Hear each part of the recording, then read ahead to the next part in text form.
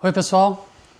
Terminando essa sequência, onde a gente veio falando aí de definição de genótipo, fenocópia, agora nós vamos tratar de genealogias. A carta genealógica, ou as famosas árvores genealógicas, são uma forma da gente representar indivíduos com ascendência em comum. E a gente representa isso usando símbolos que permitem a gente investigar famílias inteiras, em grupos de pessoas, rastreando características ao longo de gerações. Doenças ao longo de gerações ou manifestações de características mesmo ali. Para poder a gente aprender a lidar com a árvore genealógica, porque a partir daqui, quando a gente for estudar síndromes, por exemplo, a gente vai tratar disso, a gente vai usar bastante isso aqui para frente, a gente vai precisar conhecer alguns símbolos que são usados para poder desenvolver essas cartas genealógicas, os heredogramas. Então eu vou apresentar para vocês todos eles, e aí depois a gente vai selecionar aqueles principais que a gente vai usar corriqueiramente ali, mas você precisa conhecer todos eles aqui. Vamos lá. Primeiro, indivíduo de do sexo masculino, ele pode ser representado por quadradinho ou bolinha. Normalmente, na imensa maioria dos casos, vai ser por um quadradinho. Só que você pode ter um heredograma, você pode ter uma árvore genealógica, onde você vai ter todos eles representados por bolinhas. Aí você vai destacar o masculino ou com o símbolo de masculino ou pintando de cores diferentes, ok? Mas normalmente você vai ter o quadradinho. Indivíduo do sexo feminino, normalmente é uma bolinha. No caso de uma árvore genealógica, onde você vai apresentar todos com bolinha, você vai ter que ou pintar diferente o masculino e o feminino, ou colocar o símbolo masculino e feminino neles. Eu vou mostrar aqui também. Indivíduo de sexo desconhecido. É possível? Claro que sim. Teve um aborto e não conseguiu identificar qual que é o sexo biológico ali. Você vai representar por um losango, ok? Agora, intersexo, você não tem uma definição clara ali. Você pode colocar uma bolinha e um quadradinho, a bolinha dentro do quadradinho. Ou então, os dois sexos representados no mesmo indivíduo.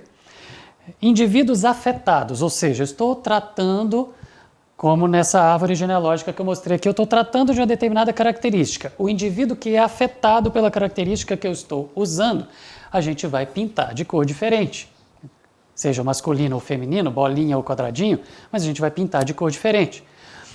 Um indivíduo que morreu ao nascer ou foi um aborto, a gente vai representar por masculino e feminino, bolinha ou quadradinho do mesmo jeito, porém menores do que os demais, pequenininhos. Ou então, como foi um aborto e não definiu o sexo, você coloca o losango, ok?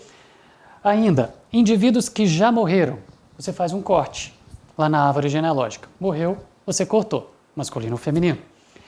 Indivíduos que são gêmeos monozigóticos, aqueles idênticos, eles têm uma ligação genética entre eles são genotipicamente iguais.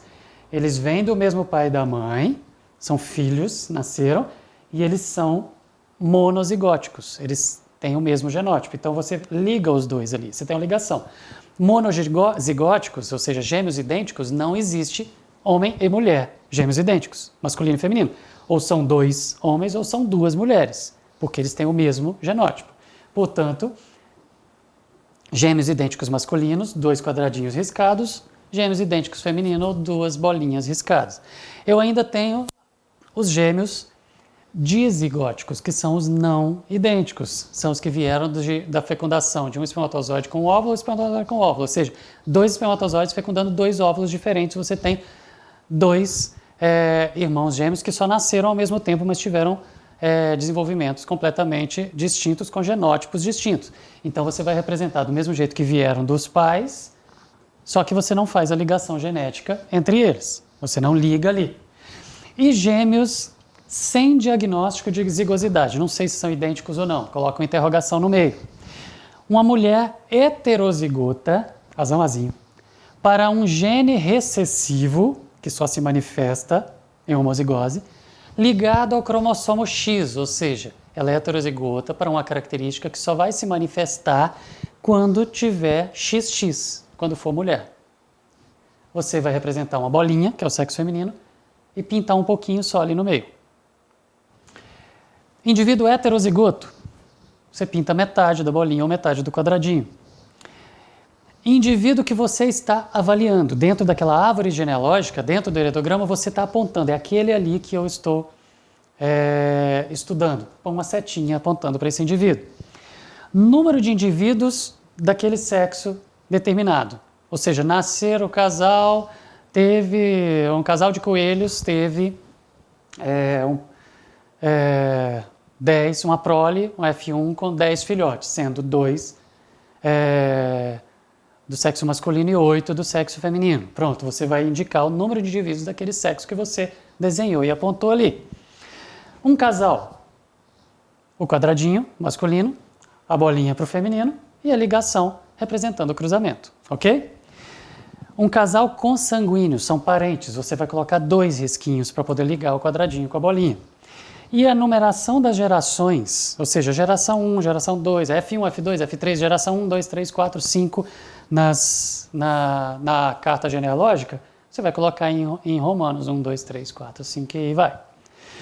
E ainda a numeração dos indivíduos numa geração, ou seja, na linha, numa geração, indivíduo 1 que nasceu primeiro, depois o que nasceu segundo, terceiro, quarto, você vai numerando ali. Tá, e um casal sem filhos, você pode simplesmente não fazer a descida aqui, não representar o filho, ou você coloca 2 risquinhos, que é um casal que não tem filhos.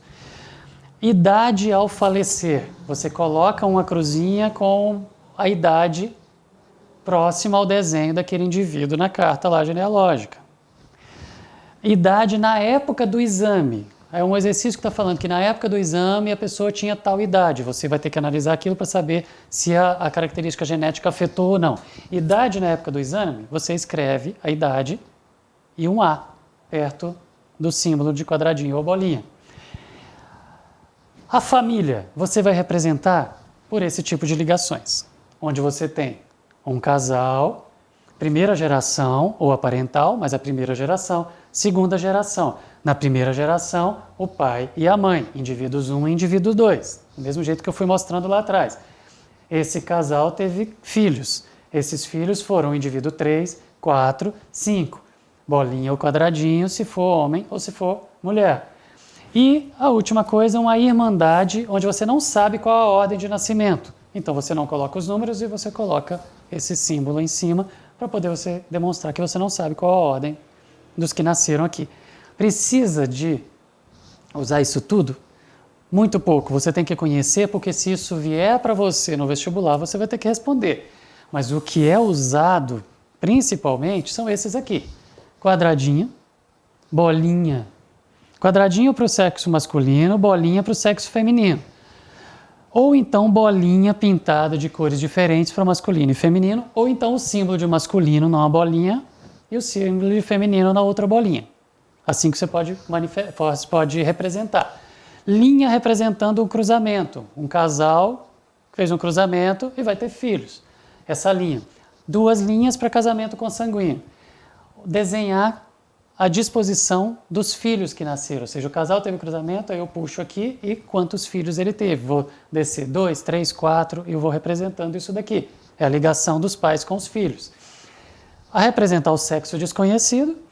Gêmeos monozigóticos, quando eles vêm ali, ó, ligam com os pais, mas eles estão ligados entre si. Gêmeos dizigóticos, quando eles ligam com os pais lá em cima, mas eles não estão ligados entre si. Gêmeos de origem duvidosa, quando você põe a interrogação no meio, que você não sabe se eles têm ligação ou não. Presença de uma característica em estudo, você pinta de uma cor diferente, como eu falei. Indivíduo que você está usando como referência para o seu exercício, você põe uma seta, ou então a indicação das gerações e a indicação do número de indivíduos. É isso. Quando a gente for trabalhando com esses exercícios em aula, com heredogramas, vocês vão ver e começar a usar com bastante tranquilidade esses símbolos aqui e se acostumar com eles. Os demais, você precisa conhecer para você, olhando para ele, você lembrar de que se trata e você trabalhar com essas informações se elas vierem para você. Tudo bem? Então até a próxima, pessoal.